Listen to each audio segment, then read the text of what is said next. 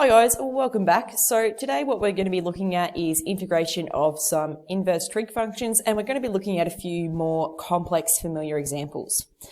Okay, so let's have a look at this first question here. So this is question 17a on page 373 of your textbooks. Now, previously when we've solved something like this, I'm just going to scroll back up quickly so you can have a look. We would have solved something that looked like this, and we had a numerator up the top that was just a number value, and we were able to move that scale factor to the front of that integral sign. Now with this one, we actually have a variable in the numerator as well, so we won't be able to use that little trick. But what we can do, since this is a fraction, is we can rewrite this fraction. Now that we've rewritten that fraction, hopefully it's a lot easier for you to see that this is now going to be in this form here. And we can place that scalar value for 5 out the front. To do this one here, we're going to just have to use non-linear substitution to find the value. So let's go ahead and let's perform this integral first, and then we'll finish up with this integral, and then we'll combine the two to get our solution. So focusing on this half first now, and I've just rewritten this numeral value 29 as this squared value. So the square root of 29 is not going to be a nice neat value, so I'm just going to leave it in that third form, so square root of 29 squared. And so now we should be able to see that a is going to be equal to the square root of 29. Now, just like in our previous example, we can see here that this is negative 9x squared. It's not negative x squared. So we can change this by substituting in a value of u. But then, since we've included this value of u, we then need to integrate it with respect to u. So we need to change this to du as well. So let's go ahead and let's let u equal to 3x. And so if we were to find the derivative of that function, so du dx is going to be equal to 3, and so dx is going to be equal to du over 3, which is the same as writing 1/3 du. So again, this scalar factor can now just come out the front and become 5/3. So I'm going to go ahead and write that. So now that this is, oops, I wrote the wrong thing there. So now that this is in this form here, we can find that integral or that antiderivative using that same process. So like we said before, square root of 29 is going to be our value for a, and instead of x, we're going to be using u. And so this is going to become sine negative 1 u over root 29. Plus c, but we'll do that at the end because we do have to do the other half of that integral. So this is going to be 5/3 of the inverse of sine u, nearly caught myself there, over the square root of 29. And then we can substitute u back into that function. So what I'll do now, so we've done that one, so we can tick that off, ticked that box, and now we can solve this function using non-linear substitution. So with non-linear substitution, if you haven't seen those videos, go back, check them out. But I'm going to let this inside function equal to u, so that I have u is equal to the square, oops, sorry, not the square root, is equal to 29 minus 9x squared. So the derivative of this function with respect to u is going to be equal to negative 18x. And so I want to express this in terms of du as well, because now I'm going to be integrating with respect to u. So we can write this as du over negative 18x is equal to dx. And so we can substitute this in place now.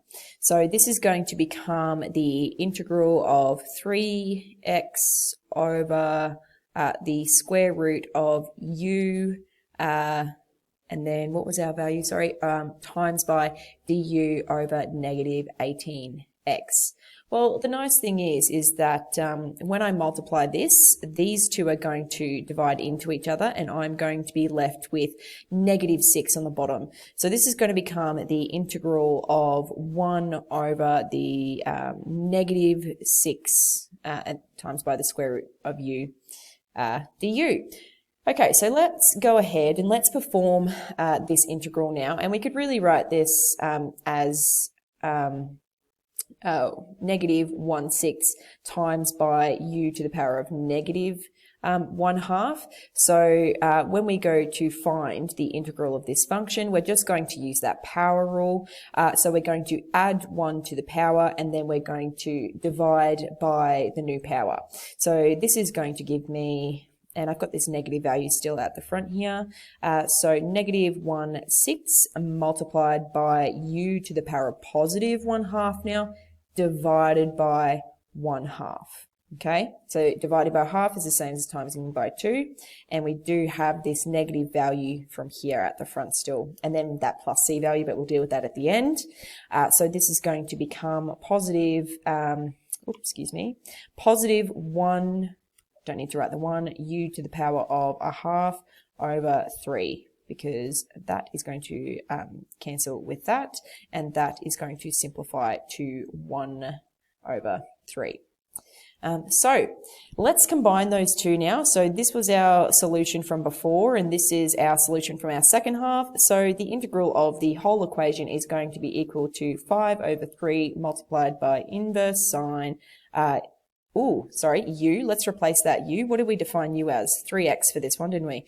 3x over the square root of 29 plus u to the power of 1/2. And again, I've got to make sure, now this u is different because I defined this differently here. What did I define this one as?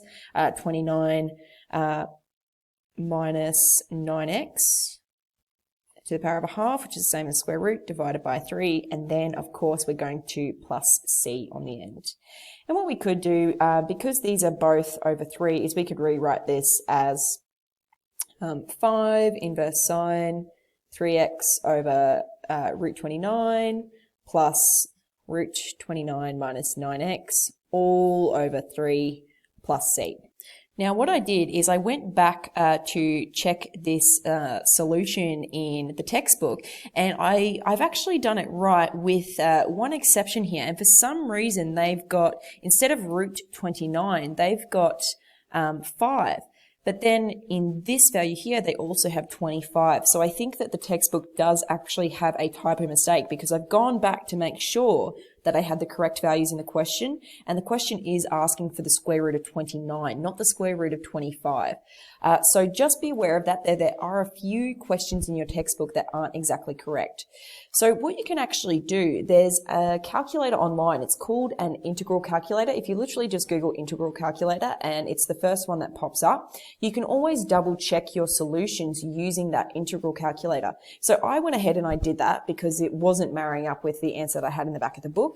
And when I substituted it into that website, it came up with the solution that I have. So I know that the solution that I have is correct.